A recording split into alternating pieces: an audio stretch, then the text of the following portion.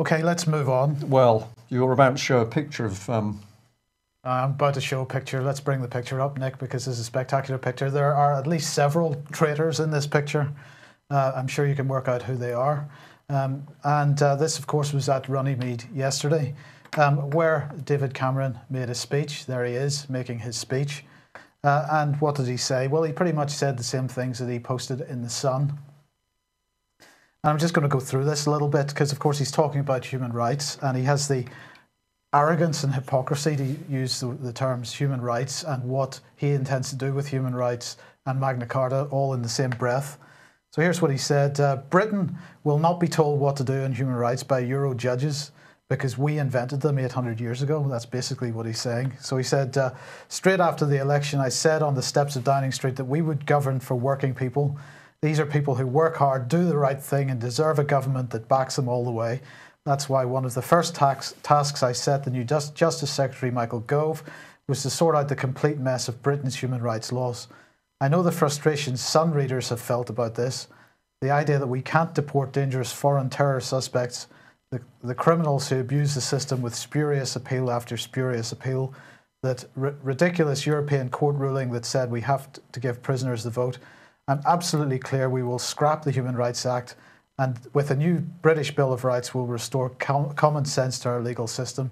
So he wants to scrap the Human Rights Act, and of course what he's doing is using pretty emotive language in order to justify it. He goes on to say, it's also about restoring the reputation of rights. Labour's Human Rights Act had some of the decisions the Strasbourg court have given human rights a bad name. That's a real shame. After all, it is this country that invented the whole idea of rights 800 years ago. That's not true. On this day, something extraordinary happened on the banks of the Thames. So let's clarify that slightly. 800 years ago, Magna Carta was sealed by King John, which of course reasserted previously existing rights. So they're not 800 years old. They're actually a couple of thousand years old. These rights existed.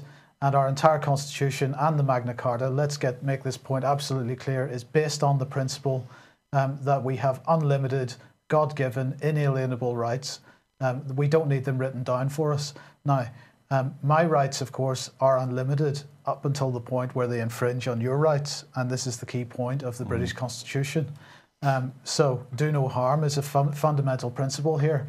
But the bottom line is that human rights is based on the principle that you start with a blank page. You have no rights. This is not the British way of doing things. It's not the American way of doing things, which is based on the British way of doing things. So this is why human rights are so dangerous. Now, in principle, I support the idea that Cameron wants to get rid of the Human Rights Act. And I'll explain a bit more about why that is in a second. But I do not support what he intends to replace it with, which is a British Bill of Rights. So he intends to wipe the slate clean, start with a new blank piece of paper and decide what your rights are and what my rights are. What gives him this right to decide that what our rights are? He doesn't have it. So this is why, by the way, and you know, the people within this office have different spiritual points of view.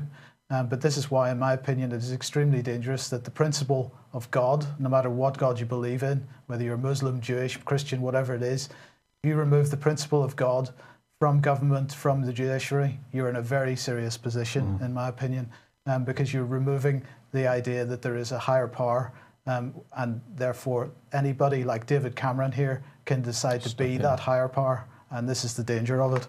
So anyway, just bring that up again, Nick, a second, and we'll go on through this a little bit. He says, after all, it was this country that invented the whole idea of rights 800 years ago. And he went on to say, the king had been behaving like a bully.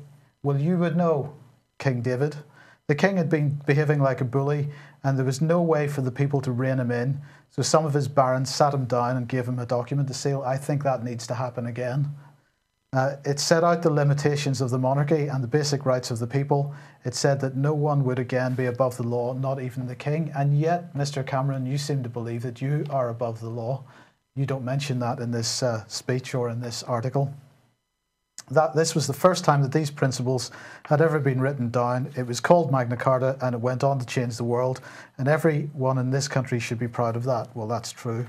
And then he went on to say the sort of rights that flow from it: the right to life, the right not to be tortured. Oh. Sorry, I had to stop there because I just had a double take. The right not to be tortured. Yeah, Mr. Cameron. The Rendition is the word, Mr. Cameron. Hypocrisy is the right to a fair trial. Melanie Shaw.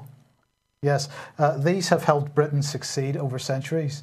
Unfortunately, David Cameron seems to have forgotten that fact, and he seems to have gone a completely different direction. Sorry to interject. I don't think Mr. Cameron's forgotten. I think he is simply lying to the British public because he knows what he is saying is untrue. So this is a deliberate lie. Yes. He goes on to say, if we just bring that up again, he goes on to say, human rights are not a gift to be bestowed upon us by monarchs, barons or politicians. So why are you trying to do it, Dave? Today marks the 800th anniversary of the Magna Carta, so quite rightly there's a lot to focus on with this lofty old document. So he's now turned it on its head. It's now a lofty old document. He's trying to discredit it, actually, and what it means for modern day human rights. And so he goes on, and he, I'm pretty incredulous about the whole thing, really. And it's such a massive operation, isn't it? Yes. They have completely taken over the celebration of 800 years of Magna Carta, and they are using it to push through this very devious political agenda, which says it's about protecting us, but actually it's doing the opposite. It's stripping rights from us. Absolutely, absolutely. Yeah. Now, so I want to bring this up now. This is Amnesty International. Of course, they are also slagging off David Cameron's speech from yesterday and that article in The Sun. But of course, they unfortunately missed the point completely because they are saying that we really need to cling on to the European Human Rights Act. So they're missing the point about human rights, about the blank page, about the fact that there's nothing there unless it's bestowed upon us by somebody who thinks, some dictator somewhere that thinks that they have the right to decide what we have and what we haven't. So Amnesty International absolutely pushing for the Human Rights Act and for the European system of human rights. And I would say to Amnesty International, you need to look at the principles that underpin the British Constitution, the principles of God-given unlimited inalienable rights, and perhaps we should be defending those instead. And let's just remember that Magna Carta has never failed to win a case when it's been invoked correctly in a court, and so that is a fairly good precedent. And we also have to remember the fact that Magna Carta and the Bill of Rights, as I said in my article yesterday, these were peace treaties, and they were reasserting already established rights. So they were not new rights being given. This is how it's being presented in the media, that these documents gave us new rights. They did not. They reasserted the rights that already existed, and they were there to rein in, as Cameron said, an out-of-control monarch. Well, we got rid of, the point we've made many times, we got rid of the divine right of kings, and we didn't do it for the purpose of ending up with the divine right of Parliament. David Cameron is not above the law. No one is. The Queen is not above the law. And we need the rule of law back and a reassertion. And pretty fast, actually. Pretty fast.